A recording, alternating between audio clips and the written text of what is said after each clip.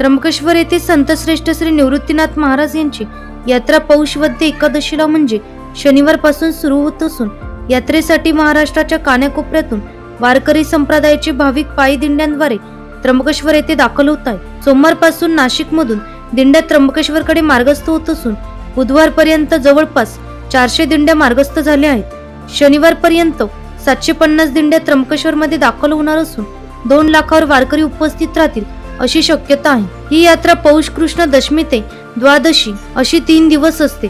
त्यानिमित्त नामवंत कीर्तनकार हजेरी लावणार आहेत। सध्या निवृत्तीनाथ मंदिराभोवती जीर्णोद्धाराचे काम सुरू असून तेथे पडलेले बांधकाम साहित्य हलवण्यात आले आहे। दगडी मंदिराचा परिसर लाल मातीने सपाट करण्यात येत आहे। समाधी मंदिरात पूजक सच्चिदानंद गोसावी यांनी सर्व मूर्ती आणि परिसर सुशोभित केला आहे। एनसीएन न्यूज साठी प्रतिनिधी राजेंद्र साखरे, नाशिक।